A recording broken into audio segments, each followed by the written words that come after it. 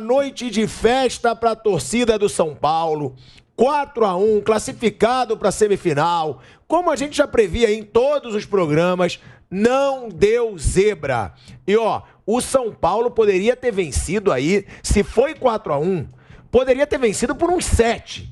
Porque o que o São Paulo perdeu de gol do meio para o fim do primeiro tempo foi inacreditável. O Nestor perdeu um gol sem goleiro. Agora, uma coisa muito importante para a torcida do São Paulo, que está comemorando nesse momento. O São Paulo passou o Corinthians no saldo de gols, tem um gol a mais no saldo do que o Corinthians, e o Corinthians ele precisa vencer por 2 gols de diferença para ter a vantagem na semifinal. Por quê? Porque o São Paulo tem mais gols marcados. Então, mesmo que o Corinthians empate no saldo de gols, o São Paulo continua com a vantagem. Muito importante essa diferença de 3 gols no resultado para o São Paulo, porque aumentam as chances do tricolor decidir no Morumbi o jogo único na semifinal. Boa noite, Mauro César. Boa noite, Zé Manuel, Flávio Prado, Bruno Prado. São Paulo mais uma vez convenceu. Né, Bruno? Você estava comentando o jogo. O São Paulo atacou, perdeu muitos gols. Claro que o jogo ficou mais fácil depois da expulsão do Mocelin. Mas o São Paulo com uma atuação bem convincente, né, Bruno? Boa noite a todos. O time evoluiu durante o campeonato, né? Tem esse problema de perder muito gol, então o jogo acabou ficando complicado, saiu atrás no placar, poderia no primeiro tempo ter feito gol, até mais que um, perdeu ali, a partir dos 30, até os 30 do primeiro tempo o jogo não era do São Paulo. O São Bernardo até no início do jogo teve 2 oportunidades perigosas. Mas depois dos 30 o São Paulo dominou muito o jogo e teve 5 boas chances de gol, dos 30 até o final do primeiro tempo, e não fez. E aí toma um gol logo no início do segundo tempo, o jogo poderia ficar complicado. Aí teve um momento que decidiu, que foi um empate, que foi com o Nestor, que perdeu um gol sem goleiro no primeiro tempo, e logo depois do empate a expulsão do Paulinho Mocelin. Aí o São Paulo conseguiu se impor com um a mais, fez os gols, virou uma goleada. Tem essa questão do saldo, né, que você já falou. O Corinthians, se vencer por um gol, só se for assim 3-2, aí ele iguala os gols marcados, ou 4-3, ele passa, que é muito difícil. Um 3-2, 4-3 são resultados raros. Então a conta mais simples é essa mesmo, 2 gols de diferença para o Corinthians, mas pelo que criou, o São Paulo mereceu o resultado elástico, sim, mas perde muito gol. Isso tem que ficar, é uma coisa que o Rogério com certeza tem que trabalhar, porque não é a primeira vez. O São Paulo, sábado mesmo com o Botafogo de Ribeirão Preto, poderia ter matado o jogo no primeiro tempo, só fez um gol, tomou um empate e complicou um jogo que já poderia ter virado para o segundo tempo com uns 3-0. Já somos 12 mil pessoas simultâneas no YouTube. É a torcida do São Paulo vibrando aí com essa classificação para a semifinal. Classificação convincente, então deixa o seu like, compartilha o link, chama a galera para entrar, para a gente bombar ainda mais o Canelada de hoje. Eu digo aqui e vou jogar pro Flávio Prado, pro Zé Manuel. Para mim, quem jogar em casa de São Paulo e Corinthians, passa. Para mim, quem jogar em casa, passa, até pelos números. Desde 2017 que o Corinthians não ganha do São Paulo no Morumbi. O São Paulo nunca venceu o Corinthians na Arena Corinthians. Então, é uma baita vantagem. O São Paulo ter vencido por essa diferença é muito importante. E, Flávio, poderia ter vencido por uma diferença ainda maior, né? Porque teve chances para isso. Aí ia jogar ainda mais a pressão para esse Corinthians. Boa noite, Pilhado. Boa noite, amigos. O São Paulo, ele tem convivido, né, com certo tipo de sufoco que eu tenho certeza que o torcedor hoje relembrou, né? Relembrou algumas coisas que aconteceram em anos recentes, quando ele até tinha vantagem, acabava tomando um gol e sendo eliminado. O jogo de hoje, realmente, São Paulo foi melhor o tempo inteiro não. A partir dos 30 do primeiro, realmente o time foi melhor. Tomou um gol e ali deu uma balançada até fazer o gol de empate. Aí com a expulsão do Mocelin, o São Paulo acabou vencendo. Mas o mais legal dessa história mesmo é essa construção do time do Rogério Ceni que a gente tá vendo. Ele tá montando um time competitivo, tá usando bem meninos, jogadores da base, tá conseguindo aproveitar bem esses jogadores. E frise-se que o melhor deles, na minha opinião, o Sara não jogou hoje. Então acho que dá pra fazer mais desse time. Nós só vamos sentir realmente o nível do São Paulo na hora que ele partir para a competição mais pesada, né? Agora, ok, decidiu com o São Bernardo. Eu não sei se nessa mesma circunstância, com um time mais forte, com mais pegada, se ele teria feito a mesma virada, ter o mesmo tipo de reação depois de tomar um gol. Uma coisa é você tomar um gol do São Bernardo, outra coisa é tomar de um Corinthians, de um Palmeiras, é diferente. Mas hoje o time ganhou com tranquilidade, o torcedor se assustou, porque está acostumado com a vida recente, né, de perder jogos que pareciam ganhos, e leva bem o resultado para casa, 4-1 tranquilo, e agora espera o Corinthians. Jogou o problema pro Corinthians. Mas é isso que eu falo, Zé. Quando o time ganha de 1-0 de um time menor, empata em 0-0, aí a gente fala, o jogo não valia muito. Mas, pô, quando ganha bem, também falar isso, eu acho que tem que ganhar bem mesmo. Tem que ganhar bem, porque, ó, anima a torcida, o torcedor que foi pro Morumbi sai cheio de motivação para a semifinal, que provavelmente vai ser contra o Corinthians. Eu acho que a obrigação do time grande é isso aí, ó. É pegar o time menor e massacrar para ganhar de 6, de 5. O São Paulo ele teve jogos com problemas nesse Campeonato Paulista mesmo, ganhou no sufoco, por exemplo, do Santo André, no Morumbi. O jogo de sábado contra o Botafogo, ele foi ganhar ali com um gol do Luciano, Salvador, no final do jogo, mas assim, eu acho que fica do jogo de hoje uma lição importante.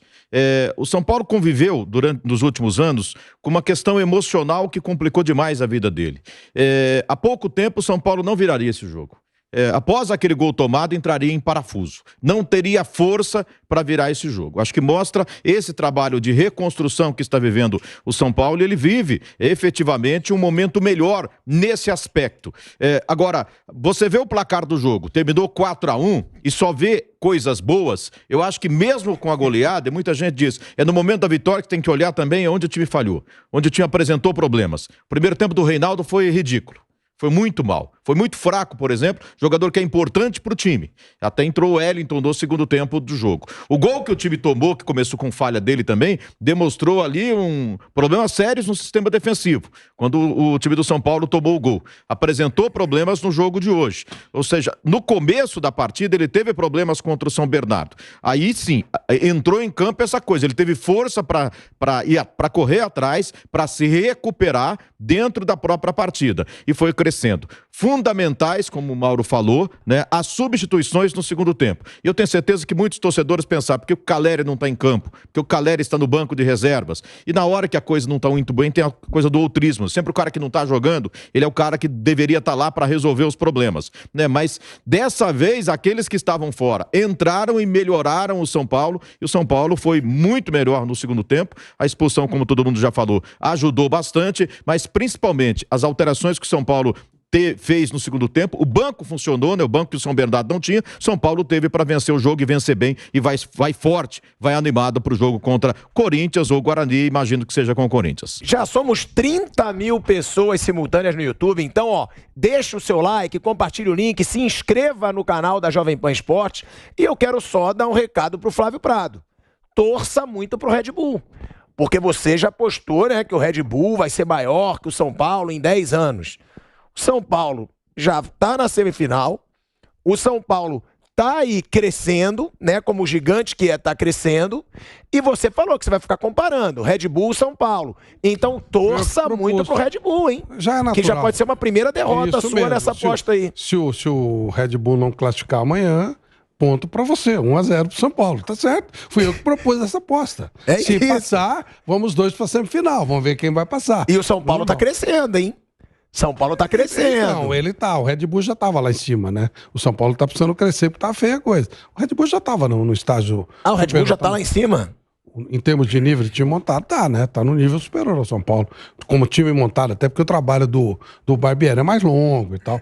O Red Bull já tá no estágio técnico superior ao São Paulo. Até pelo tempo de montagem mesmo. Tá bom, torça bastante, porque senão você já começa o ano perdendo. Já começa o ano perdendo. São Paulo já está na semifinal, gigante que é. Você falou que vai acompanhar nos próximos 10 anos. Quem vai ficar na frente? São Paulo, Red Bull. Brasileiro. Tem Libertadores versus Sul-Americana, com aquela história da Libertadores ser valer mais do que a Sul-Americana.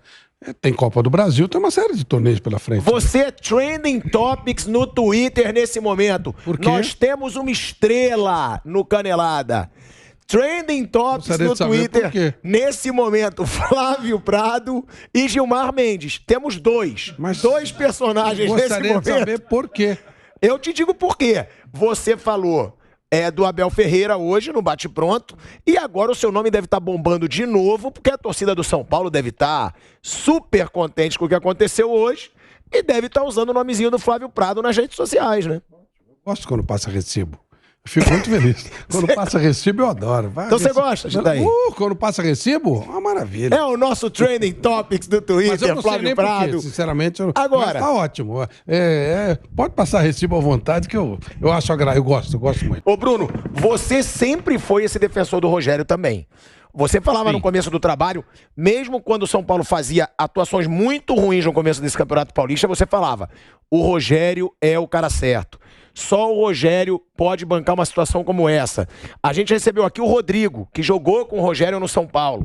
Rodrigo, ex-zagueiro do São Paulo, do Vasco. E ele disse, Thiago, o Rogério é chato. Ele é chato, ele exige que todo mundo... Porque esse é o negócio do Rogério. Às vezes ele pode ser um cara que incomode alguns jogadores porque ele cobra que todo mundo tenha a disciplina que ele tem. E ele é muito disciplinado, né, Bruno? Vocês conviveram muito com ele, Flávio, você também. Esse lado do Rogério, que já teve um certo lado negativo em alguns grupos com estrelões, ele hoje é o que pode ser o divisor de águas nesse São Paulo? O chato, o que vai cobrar tudo certinho, todo mundo se dedicando? Sim, acho que é fundamental o Rogério no São Paulo. Eu concordo com o Mauro sobre a qualidade dele também. Acho que o Rogério tem tudo para ser um dos grandes treinadores. Concordo, pode ser o melhor brasileiro mesmo. Para mim ele já é no mínimo top 3 ali dos brasileiros, top 2. Acho que só o Cuca disputa com ele, mas eu acho que ele tem potencial para ser melhor que o Cuca. Eu acho o Rogério muito bom. Acho que o Rogério, aí já é previsão de futuro, não dá para saber. Eu acho que o Rogério um dia vai treinar a seleção brasileira. Eu acho que ele vai, não agora, mas não para a próxima Copa, mas depois. Exterior também, né? Se ele quiser. Fala inglês. Ele é eu acho ele muito vantagens, competente. Né? E dentro do São Paulo, é claro que ele é muito maior, né? O Rogério, ele tem no São Paulo, não é bem a diretoria que dá o respaldo. A figura Rogério Ceni é diferente no São Paulo, né? A torcida pode em algum momento não estar com ele, mas no fim vai estar com ele. Ele é mais difícil você mexer com um cara como o Rogério Ceni dentro do São Paulo.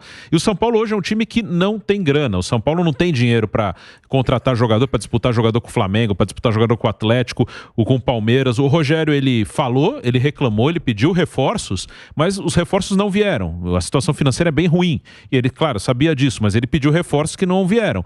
E ele foi se virar, não vão chegar, eu vou me virar com o que eu tenho aqui. E ele tá fazendo isso. Né? Quase todo jogo do São Paulo, dos 10 de linha, tem pelo menos 5 da base. Às vezes até mais. Hoje, se for lembrar o time que jogou, o Pablo Maia foi titular, o Nestor foi titular, o Igor Gomes foi titular, o Diego Costa, acho que foram 4 hoje da base, mas depois entraram Marquinhos, agora, enfim. É bom esclarecer que o Sara já estava, Sim. Igor Gomes já estava, o Nestor já estava. Agora, a recuperação do Diego Costa, mérito dele, e a colocação do Pablo no meio campo, que desde o primeiro jogo foi bem, também mérito dele. Marquinhos está chegando agora também, mas alguns desses meninos já estavam desde a época do Fernando. E tem uma coisa do Pablo Maia, né? O Pablo, ele jogou a Copinha esse ano. Semifinal contra o Palmeiras na Arena Barueri, aquele jogo que jogaram faca no campo, teve tudo. Foi 1-0 pro Palmeiras, gol do Giovani.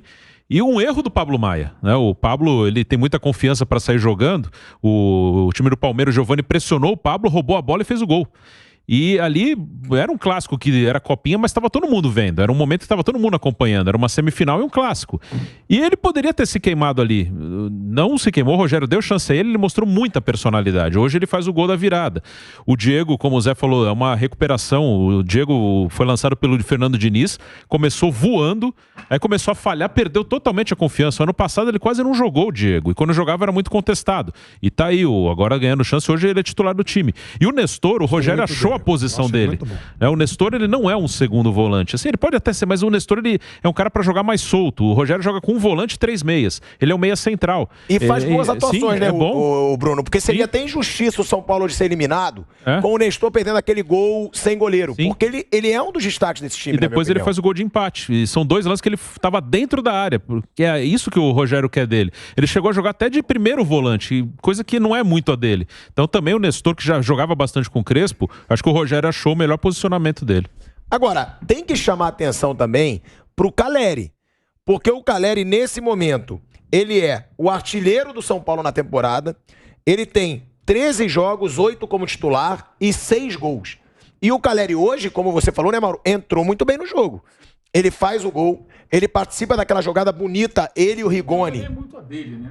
Sim, ele faz a tabela bonita com o Rigoni. É o microfone. Perdão. Ele faz a tabela bonita ali com o Rigoni pro gol do Nestor, que foi no momento difícil do jogo, que era pressão pro São Paulo conseguir o empate, conseguir a virada. Qual a importância do Calleri nesse time do São Paulo? Porque muitos já questionaram o Calleri. Ah, o Calleri é jogador só no São Paulo. Mas Tá é. bom, mas é jogador o Calleri no São Paulo. é um jogador que ele nunca jogou tão bem como joga no São Paulo. Mas ele joga Isso bem é no São fato. Paulo, né? Então, ele joga bem no São Paulo. A aventura dele pela Europa, ele não conseguiu decolar para clubes maiores, mas aqui ele joga num dos maiores clubes do Brasil. E a torcida gosta dele e ele dá resultado. É um caso, o futebol tem essas coisas. Ele se adapta, ele encaixa no São Paulo, funciona. Ponto, acabou. E acho que nessa volta dele ele está justificando isso. Até gol de bicicleta já fez. E entrou bem no jogo. E eu acho que é importante também que o gol dele foi um passe chamado passe vertical, né? Do Pablo Maia, que é um jogador que eu vinha notando, assim, bom jogador, mas eu achava ele um pouco inseguro com relação aos passes mais difíceis. Ele dá muito passe pro lado, rouba a bola, faz a cobertura, interceptação, toca no lado, procura alguém, toca, opa, não tá comigo. E hoje ele já arriscou esse passe que resultou numa bela assistência. E acho isso bom também, porque é um jogador, obviamente, em formação, fez um gol, achei até que o goleirinho falhou ali no gol, o goleirinho não. O Alex, né? Que fez ótimas defesas, mas ali achei que ele foi mal no gol. Um chute de muito longe, é muito bonito o chute, mas a bola viaja por um longo período. E ela não vai no ângulo, exato, né? Ela e ele não é tão mal colocado ali, não teve reação. Mas o chute foi realmente um chute muito bonito e ele faz o passe para esse gol aí do Calleri. Eu acho que é importante porque se ele mostra a qualidade, é importante que ele tenha coragem e arrisque mais esse tipo de passe, porque ele atua na posição ali. O São Paulo, quando joga com um time muito fechado, é aquela história, a bola gira até encontrar o espaço. E muitas vezes a bola vai partir de um volante que consiga fazer esse passe para colocar alguém em condição de marcar. E hoje ele fez, tudo bem que é o quarto gol, é o momento mais relaxado do jogo, mas acho que é importante para esse garoto ganhar mais confiança e poder também arriscar jogadas desse tipo.